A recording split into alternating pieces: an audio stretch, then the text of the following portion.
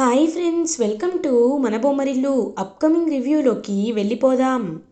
శివరాత్రి రోజున రుద్ర ఫ్యామిలీలో తరతరాలుగా వాళ్ళ ఇంట్లో ఉంటున్న ఒక మహాశక్తిలో ఉన్న స్ఫటిక లింగాన్ని దొంగతనం చేయాలి అని వీరు ఫిక్స్ అవుతాడు. వీరు అది దొంగతనం చేసి వేరే వాళ్ళకిస్తే అతనికి 5 crores వస్తాయని, ఆ ఫండ్తో ఎలా అయినా దొంగ ఓట్లు వేయించుకొని తను ఎమ్మెల్యే అవ్వచ్చు అని ఆశపడి పక్కా ప్లాన్తో రుద్ర వాళ్ళ ఇంట్లో ఉన్న స్ఫటిక లింగాన్ని పంతుల ద్వారా కొట్టేయాలని ప్లాన్ చేస్తాడు. అదే ప్లాన్లో భాగంగా అందరూ కళ్ళు మూసుకొని ధ్యానం చేస్తున్నప్పుడు పంతులు గారు అలా స్ఫటికలింగాన్ని తీసి ఒక డమ్మీ స్ఫటికలింగాన్ని అక్కడ పెడతారు. సో వెంటనే అలా రుద్ర వాటికి పూజ చేస్తున్నా, హారతి ఇస్తున్నా ఒక్కసారిగా షాక్ అయిపోతాడు. ఎందుకంటే వెంటనే రుద్రకి అర్థమైపోతుంది, పెదనాన్న ఒకసారి లింగాన్ని చూడండి, తను టెంపరేచర్కి హారతికి ఈ లింగం కరిగిపోతుంది అని అంటాడు రుద్ర. వీరు వెంటనే అదేంటి బావా, అయినా ఒక్కొక్క టెంపరేచర్కి ఒక్కొక్క మెటల్ ఒక్కొక్కలా రియాక్ట్ అవుతుంది, ఒక్కొక్కసారి ఇనుము కూడా కరిగిపోతూ ఉంటుంది కదా, ఇప్పుడు ఏముంది అందులో అని అంటారు. లేదు, మన దగ్గర ఉన్నది యాంటిక్ పీస్, తరతరాలుగా మనతోనే వస్తున్నది, అది హారతికి కరగదు, ఎప్పుడు ఒకేలా ఉంటుంది అని వెంటనే ఆ డమ్మీ లింగాన్ని చేతిలో పెట్టుకొని చూసేసరికి బరువు తక్కువగా ఉంటుంది. ఒక్కసారిగా షాక్ అయిపోతాడు రుద్ర. లేదు, వెయిట్ కూడా తక్కువగా ఉంది, ఏదో జరుగుతుంది, తెలియకుండా ఏదో జరుగుతుంది అని ఇంకా ఆలోచనలో పడతారు. అదే టైంకి ఇంకా అలా ఏదైతే గంగ పాలు పోసిందో స్నేక్కి, ఆ స్నేక్కి అంతా అర్థమవుతుంది. కావాలనే ఇలా పవిత్రమైన స్ఫటికలింగాన్ని దొంగతనం చేసి అక్కడ ఒక ఫేక్ స్ఫటికలింగాన్ని పెట్టారు అని తెలుసుకొని, ఏ సంచిలో అయితే, ఏ బ్యాగ్లో అయితే ఆ లింగం ఉంటుందో అదే బ్యాగ్ లోపలికి దూరుతుంది ఆ స్నేక్. కరెక్ట్గా అప్పుడే శకుంతల అయితే కళ్ళు తిరిగి పడిపోతుంది. ఇంక వెంటనే అలా అయ్యో పెద్దమ్మ అని రుద్ర వాళ్ళందరూ వెళ్ళి చూస్తూ ఉంటారు. వాటర్ తీసుకొచ్చి ఇస్తుంది. వెంటనే స్నేహ, పెద్దమ్మ ఏమైంది అని అడుగుతారు. పొద్దున్నండి ఉపవాసం ఉన్నాను కదా, అందుకే కాస్త కళ్ళు తిరిగినట్టు అనిపించింది అని అంటారు. నేను చెప్పాను కదా శకుంతల, నీలాగే చాలామంది శివరాత్రి రోజు వాళ్ళకి ఎనర్జీ కంటే ఎక్కువగా ఉపవాసం చేసి ఇలా కళ్ళు తిరిగి పడిపోతూ ఉంటారు. చూడు, దేవుడు ఎప్పుడు మనం సంతోషంగా ఉండాలి, ఆయురారోగ్యాలతో ఉండాలి అని కోరుకుంటారు. మనం కూడా దేవుణ్ణి ఆయురారోగ్యాల కంటే ఎక్కువ ఏది అడగం. కానీ మన ఆరోగ్యం పాడు చేసుకుంటూ మన మనసులో ఆకలి పెట్టుకొని ధ్యానం చేయడాన్ని ఉపవాసం అనరు. మనకి నచ్చినప్పుడు తినాలి. ఏ లిమిట్ వరకు మనమైతే ఉన్నామో, ఏ లిమిట్ వరకు మనం ఆ ఆకలిని తట్టుకొని శివాని శివాధీనంలో ఉంటామో అదే అసలైన ఉపవాసం అని చాగంటి గారు కూడా చెప్పారు కదా. అలాంటప్పుడు ఎందుకు ఇంకా ఇలా మొండిగా ఉంటావు, ఇదిగో కొంచెం పాలు తాగు అని ఇంకా అలా వాటర్ పాలు తాగిస్తూ ఉంటారు శకుంతలకి విజయేంద్ర. కరెక్ట్గా అదే టైంకి ఇంకా అలా ఆ పంతులు గారు తెచ్చిన బ్యాగ్లో నుండి సౌండ్స్ వస్తూ ఉంటాయి. ఫ్యామిలీ మెంబర్స్ అందరూ చూసేసరికి అయ్యో స్నేక్ ఇందులో దూరినట్టుంది అని అందరూ భయపడుతుంటే, బాబు మీరేమీ భయపడాల్సిన అవసరం లేదు, ఈ స్నేక్ని నేను బయటకు తీసుకెళ్ళి పడేస్తానులే బాబు అని చెప్పి ఇంకా అలా బయటకి ఆ బ్యాగ్తో సహా తీసుకువెళ్తుంటే డౌట్ వస్తుంది గంగాకి. పంతులు గారు ఒక్క నిమిషం ఆగండి అని వెంటనే ఆ బ్యాగ్ని ఓపెన్ చేస్తుంది గంగా. ఓపెన్ చేసి చూడగానే అందులో నిజమైన స్ఫటిక లింగాన్ని చుట్టుకొని ఉంటుంది ఆ స్నేక్ అయితే. ఒక్కసారిగా అదంతా చూసి రుద్ర, శకుంతల అందరూ షాక్లో ఉండిపోతారు. అసలు వాళ్ళకి ఏం జరుగుతుందో కూడా అర్థం కానంత షాక్లో అలా చూస్తూ ఉండిపోతారు. ఇంకా వెంటనే అలా పాపం చూస్తూ ఉంటుంది గంగా. సార్ ఒకసారి వచ్చి చూడండి, ఇదేనా నిజమైనది అని అడుగుతుంది. అవును గంగా, ఇదే నిజమైంది అంటే అని పంతులు గారు వైపు చూస్తుంటే ఆ పంతులు గారు పరిగెత్తాలనుకుంటారు. ఇంకా వెంటనే పరిగెడుతున్న వాళ్ళని సూర్యవంశీ ఇద్దరు కలిసి పట్టుకొని అలా తన దగ్గరికి తీసుకొస్తారు, రుద్ర దగ్గరికి. రుద్ర చూడండి, మీరు చాలా అంటే చాలా ఒక గౌరవమైన వృత్తిలో ఉన్నారు, అలాంటిది మీరు ఎందుకు ఎందుకు ఇదంతా చేశారు, ఎందుకు మీరు స్ఫటికలింగాన్ని దొంగతనం చేయాలనుకున్నారు, మా వంశంలో ఉన్న లింగాన్ని దొంగతనం చేసేంత ధైర్యాన్ని ఎందుకు చేస్తున్నారు అని గట్టిగా అడుగుతాడు రుద్ర. ఇంకా వెంటనే అలా సూర్య అయితే, అన్నయ్య ఇంకా ఇలాంటి వాడితో మాటలేంటన్నయ్య, పోలీసుల్ని పిలిపిస్తే వాళ్ళే నిజం కక్కిస్తారు అని అంటారు. ఇంకా వీరుకి భయం వేస్తుంది. వెంటనే వీరు ఆ పంతుల దగ్గరికి వచ్చి, మీరు ఇలా చేస్తారని కల్లో కూడా ఊహించలేదు, చెప్పండి, నిజం చెప్పండి అని బయటకంటూ, నా పేరు చెప్పొద్దు అని సైగ చేస్తూ ఉంటాడు. చెప్పు అని అడిగేసరికి, చెప్తాను బాబు, చెప్తాను. మీ ఇంట్లో తరతరాలుగా వస్తున్న స్ఫటికలింగంపై ఎప్పటి నుండో మా పూర్వీకులు కన్నేశారు బాబు. అందుకే ఆ స్ఫటికలింగాన్ని శివరాత్రి రోజు ఎలా అయినా తీసుకువెళ్ళాలని చూశాం బాబు అని చెప్తారు. ఇంకా వెంటనే అలా సైలెంట్గా ఉండిపోతారు అందరూ. ఇంకొకసారి ఇలాంటి పనులు చేయకండి, మీరు ఒక వృత్తిలో ఉన్నారు కాబట్టి మిమ్మల్ని గౌరవించి వదిలేస్తున్నాను, వెళ్ళండి అని అనేసరికి ఇంకలా పంతులైతే అక్కడి నుండి వెళ్ళిపోతాడు. రుద్ర, శివలింగాన్ని తీసుకువెళ్ళి లోపల పెట్టు, ఆయన ఈరోజు ఏంటో ఏ ముహూర్తం బాలేదు అని అంటారు శకుంతల. వెంటనే ఇంక విజయేంద్ర, అదేంటి శకుంతల, అలా ఎందుకు అనుకుంటావు నువ్వు? ఎందుకంటే మన రాత బాగుంది కాబట్టి, మన టైం బాగుంది కాబట్టే ఆ పంతులు గారిని నమ్మకుండా బ్యాగ్ ఓపెన్ చేసి గంగ చెక్ చేసింది. ఒకవేళ గంగ చెక్ చేయకపోతే ఆ శివలింగం మన ఇంటి గడప దాటేది. అప్పుడు ఎన్ని అనర్థాలు జరిగేవో గుర్తుందా నీకు? అర్థమవుతుందా అని అంటారు. ఇంక వెంటనే అలా శకుంతల గంగా వైపు చూస్తూ ఉంటుంది.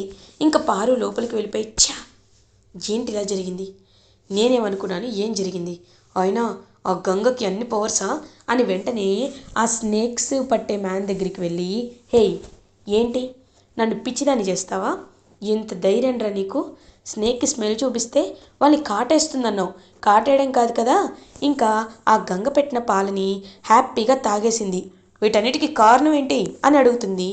వెంటనే తనైతే, చూడండమ్మా, ఎంతైనా స్నేక్ అనేది ఆయన వాహనమే కదమ్మా, ఆయన మెడలో ఉండే ఆభరణమే కదా, అందుకే ఆవిడ 3 నామాలు పెట్టుకుంది కదా, శివనామం పెట్టుకుంది కాబట్టి శివుణ్ణి ఎవరు కొలుస్తారో అప్పుడు దైవశక్తులున్న స్నేక్ ఆ పని చేయదమ్మా, స్వచ్ఛమైన మనసుతో ఉన్న వాళ్ళని ఎప్పుడూ ఆ దేవుడు కాపాడుకుంటారు, మీరు చేసేది చెడ్డ పని, అందుకే ఆ దేవుడు వాళ్ళకు కాకుండా మీకు శిక్ష వేశాడు అని అంటారు.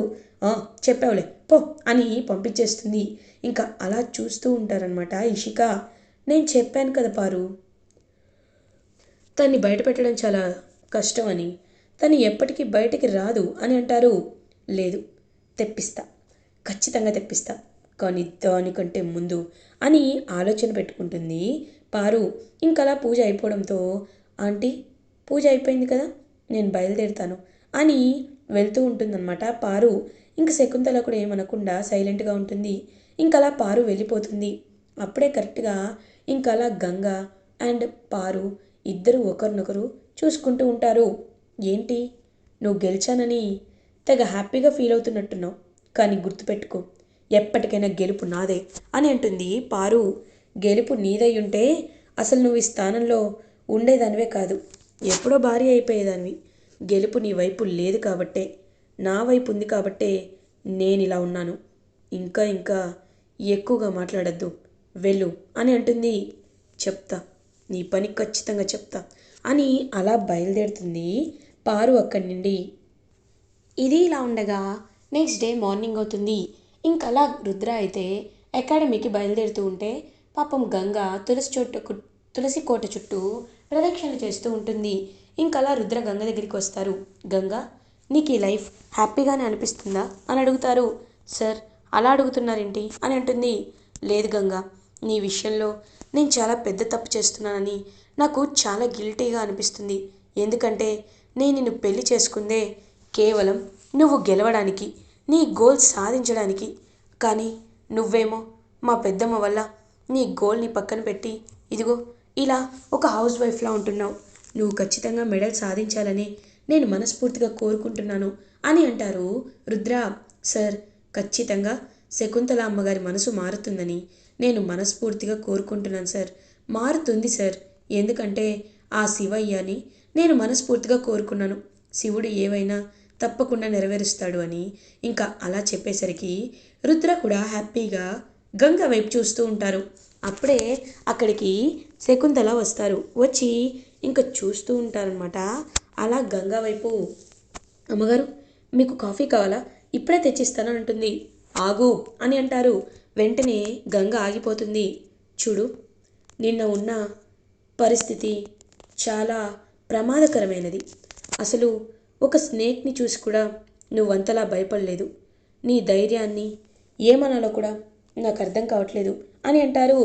అమ్మగారు, ఎప్పుడైనా కష్టమైన పరిస్థితులు వచ్చినప్పుడు ధైర్యంగా ముందుకి పోరాడాలి, కానీ భయపడి వెనక్కి తగ్గద్దని నాకు చిన్నప్పటి నుండి అమ్మ చెప్పింది. అవే నేను ఫాలో అయ్యాను అమ్మగారు అని అంటారు. చూడు, నిన్న మీ ఇద్దరి వల్లే స్ఫటికలింగం తరతరాలుగా వస్తున్న మన లింగం అనేది మన ఇంటి గడప దాటకుండా ఆగిపోయింది. కాబట్టి నువ్వు అడిగినదే నేను నీకు ఇవ్వాలి అనుకుంటున్నాను. నువ్వు బాక్సింగ్లో పోటీ చేయొచ్చు అని అంటారు. ఒక్కసారిగా ఇంకా చాలా హ్యాపీగా ఫీల్ అవుతారు రుద్ర అండ్ గంగా. అమ్మగారు, మీరు చెప్పేది నిజమా అని అంటారు. అవును, నేను మనస్ఫూర్తిగానే ఒప్పుకుంటున్నాను. మీరు బాక్సింగ్కి వెళ్ళొచ్చు అని చెప్పేసరికి ఇంకా ఎంతో అంటే ఎంతో హ్యాపీగా ఫీల్ అవుతారు ఫ్యామిలీ మెంబర్స్ అందరూ. ఇంకా అలా రుద్ర గంగని హ్యాపీగా అకాడమీకి తీసుకువెళ్తాడు. అకాడమీలో తనకి ఎన్నో అంటే ఎన్నో ఆఫర్స్ ఇస్తూ, లైక్ ఎన్నో ఎక్సర్సైజెస్ చెప్తూ, ఇంకా తన్ని ఒక కోచ్గా చాలా అంటే చాలా హ్యాపీగా చూసుకుంటూ ఉంటాడు గంగని రుద్ర. అదే టైంకి వీరు చాలా ఇరిటేటింగ్గా ఫీల్ అవుతాడు. ఎలా అయినా ఖచ్చితంగా ఈ గంగని చంపేయాలి, చంపితే కానీ మనం అనుకున్నది నెరవేరదు. కానీ ఎలా ఎలా అని ఆలోచిస్తూ ఉంటే, ఎస్, మనం అనుకున్నది చేస్తేనే జరుగుతుంది. అది ఎలా అంటే అని ఒక ప్లాన్ వేసుకుంటాడు. ఇంకా అలా రుద్ర అండ్ గంగ అకాడమీలో బాక్సింగ్ చేస్తూ ఉంటే కరెక్ట్గా అదే టైంకి రుద్రకు ఒక ఫోన్ కాల్ వస్తుంది. హలో, ఏంటి మార్కెట్లో ఇష్యూనా? సరే, ఇప్పుడే వస్తున్నాను అని. గంగ, నాకు మార్కెట్లో చిన్న పని, సూపర్ మార్కెట్లో, సో నేను వెళ్తాను, నువ్వు ఇంటికి వెళ్ళిపో, నీకోసం నేను కారు పంపిస్తాను అని అంటారు. పర్లేదు సార్, నేను ఆటోలో వెళ్ళిపోతాను అని అంటుంది. గంగా, ఒకప్పుడు అంటే ఆటోలో వెళ్ళొచ్చు, కానీ ఇప్పుడు నువ్వు కోడలివి కాబట్టి నువ్వు అలా చేయకూడదు అని అంటారు. సార్ అంటే అని అనేలోపు, నేను చెప్తున్నానుగా, నేను చెప్పేది విను అని అంటారు. సరే సార్ అని ఇంకా వెంటనే అలా వెళ్ళిపోతారనమాట అక్కడి నుండి. అప్పుడే కరెక్ట్గా ఇంకా అలా గంగా అయితే నడుచుకుంటూ వస్తూ ఉంటే వెంటనే వీరు అయితే కొంతమంది మనుషులను పెట్టిస్తాడు. ఆ రౌడీలందరినీ ఇంకా రౌండప్ చేసేస్తారు గంగాని. గంగా చుట్టూ చూస్తుంది. చూసి, ఏయ్, ఏం చేస్తున్నారు అని అడుగుతుంది. నిన్ను చంపేస్తామని చెప్పి అలా ఇంకా పరుగు పరుగున వస్తూ ఉంటే కరెక్ట్గా ఒక కారు ముందు పడుతుంది గంగా. ఆ కారు ఎవరిదో కాదు, శకుంతలాది. శకుంతల కారు ముందు పడేసరికి ఒక్కసారిగా అలా షాక్లో ఉండిపోతారు శకుంతల. మీరు ఏం చేస్తున్నారు ఇక్కడ అని చెప్పి చూస్తూ ఉంటే ఆ రౌడీలు, రేయ్ వేసేయండ్రా అనేలోపు ఇంకా వెంటనే విజయేంద్ర పోలీసులకు కాల్ చేస్తాడు. ఆ రౌడీలని పోలీసులు తీసుకువెళ్ళిపోతారు. సో చూస్తూ ఉంటారనమాట వీరు దూరం నుండి. గంగా, అసలు నిన్ను ఎవరు చంపాలనుకున్నారు, అసలు ఏం జరుగుతుంది ఇక్కడ అని అడుగుతారు. నాకు కూడా అదే అర్థం కావట్లేదు పెద్దోరు, ఎవరు పెట్టించారో అర్థం కావట్లేదు అని అంటారు. సరే, నువ్వేం కంగారు పడద్దు, అయినా ఇక్కడ చాలామంది ఉన్నారు కదా, ఎవరు నీపై ఇంతలా కక్ష కట్టారో నాకైతే అర్థం కావట్లేదు అని ఆలోచిస్తూ ఉంటారు అలా విజయేంద్ర అండ్ శకుంతల. ఇంకా సరే అని చెప్పి ఇంటికి వెళ్ళిపోతారు. ఇంటికి వెళ్ళిపోయిన తర్వాత అలా ఇంకా ఆలోచిస్తూనే ఉంటారు విజయేంద్ర. రుద్రతో ఈ విషయం చెప్పేసరికి రుద్ర పరుగు పరుగున వచ్చి గంగను చూస్తారు. గంగా, నీపై ఎవరో అటాక్ చేశారా, అసలు ఎందుకు ఇదంతా జరుగుతుంది, నాకేమీ అర్థం కావట్లేదు అని అంటారు. ఏమో సార్, నాకు కూడా అదే అర్థం కావట్లేదు అని వీరు వైపు చూస్తూ ఉంటుంది కోపంగా. గంగా, ఏంటి నా వైపు చూస్తుంది అంటే తనకి నిజం అర్థమైపోయిందా అని అలా ఇంకా ఆలోచనలో పడతాడు వీరు. ఇలా ఎపిసోడ్ ఎండ్ అవుతుంది. ఫర్దర్ ఎపిసోడ్ రివ్యూస్ ముందుగా మీకు కావాలి అనుకుంటే మా ఛానల్ని సబ్స్క్రైబ్ చేసుకోండి. Thanks for watching.